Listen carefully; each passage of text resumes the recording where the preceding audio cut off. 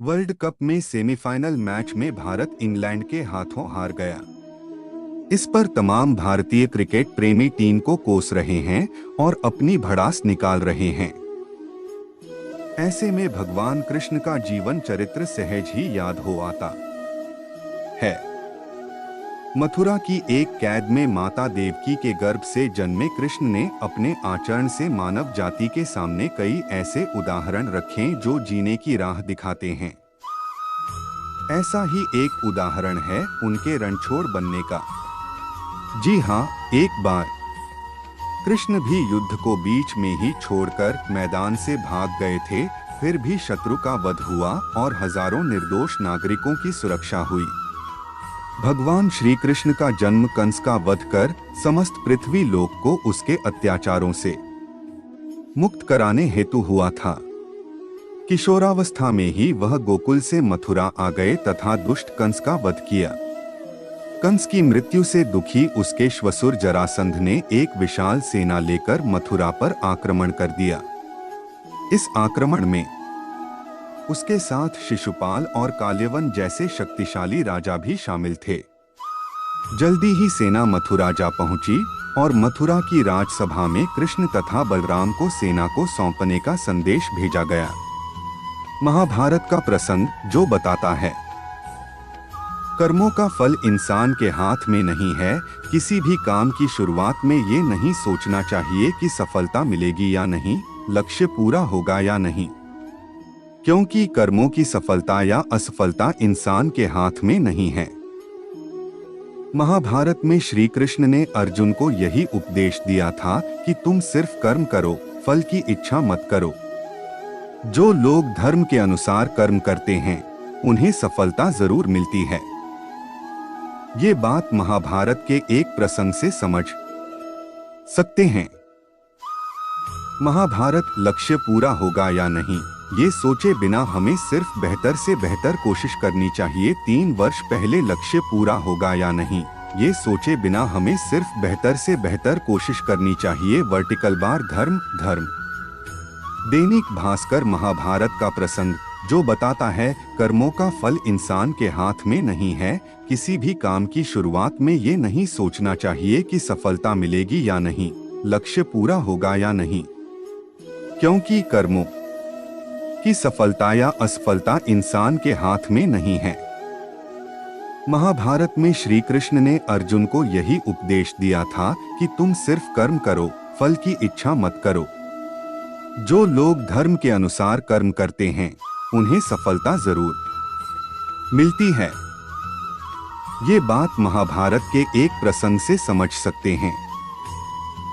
श्री कृष्ण ने अर्जुन को समझाया, तुम सिर्फ बेहतर कोशिश करो। दुर्योधन सभी पांडवों को मार देना चाहता था, इसीलिए उसने लाक्षागृह में पांडवों को मारने की योजना बनाई। लाक्षागृह के षड्यंत्र से किसी तरह सभी पांडव बच गए और वेश बदलकर वन में रहने लगे।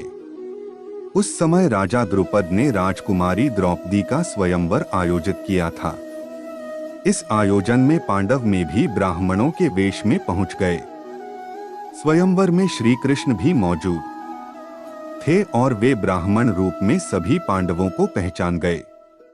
स्वयंवर में शर्त रखी गई थी कि योद्धा को भूमि पर रखे पानी में देखकर छत पर घूम रही मछली की आंख पर निशाना लगाना है। जो योद्धा इस शर्त को पूरी कर देता, उससे द्रौपदी का विवाह होना था।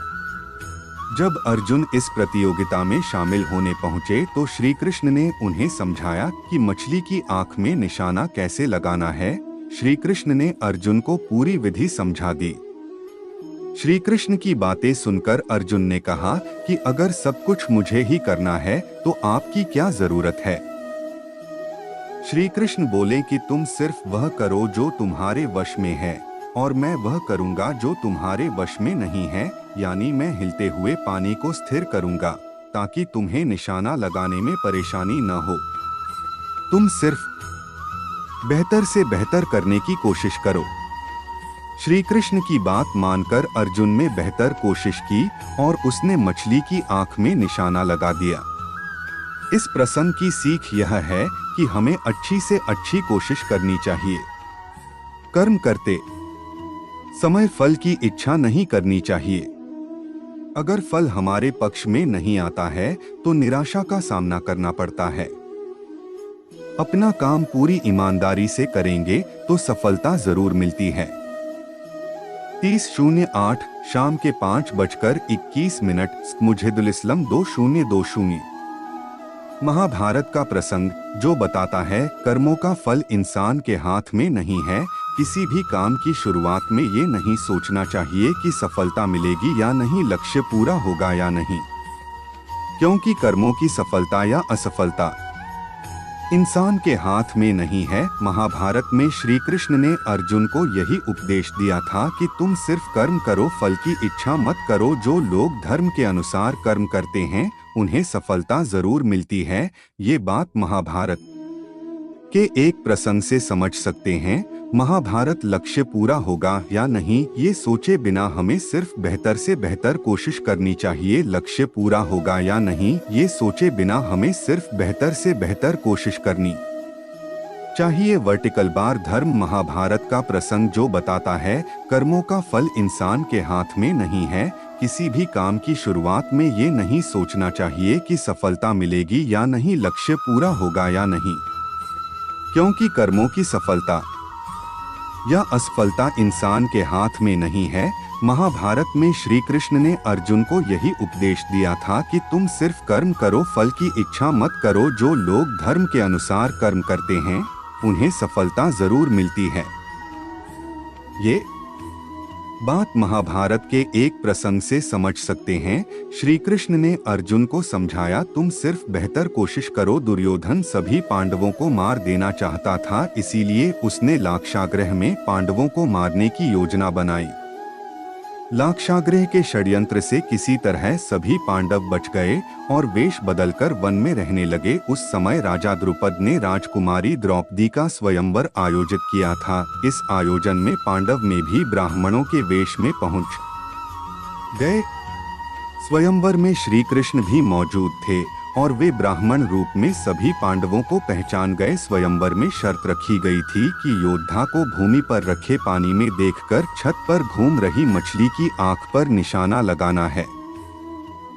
जो योद्धा इस शर्त को पूरी कर देता उससे द्रौपदी का विवाह होना था। जब अर्जुन इस प्रतियोगिता में शामिल होने पहुंचे तो श्री कृष्ण ने उन्हें समझाया कि मछली की आंख में निशाना कैसे लगाना है। श्री कृष्ण ने अर्जुन को पूरी विधि समझा दी। श्री कृष्ण की बातें सुनकर अर्जुन ने कहा कि अगर सब कुछ मुझे ही करना है तो आपकी क्या जरूरत है। श्री कृष्ण बोले कि तुम सिर्फ वह करो जो तुम्हारे वश में है और मैं वह करूंगा जो तुम्हारे वश में नहीं है, यानी मैं हिलते हुए पानी को स्थिर करूंगा ताकि तुम्हें निशाना लगाने में परेशानी न हो। तुम सिर्फ बेहतर से बेहतर करने की कोशिश करो। श्री कृष्ण की बात मानकर अर्जुन ने बेहतर कोशिश की और उसने मछली की आंख में निशाना लगा दिया। इस प्रसंग की सीख यह है कि हमें अच्छी से अच्छी कोशिश करनी चाहिए। कर्म करते समय फल की इच्छा नहीं करनी चाहिए। अगर फल हमारे पक्ष में नहीं आता है तो निराशा का सामना करना पड़ता है। अपना काम पूरी ईमानदारी से करेंगे तो सफलता जरूर मिलती है।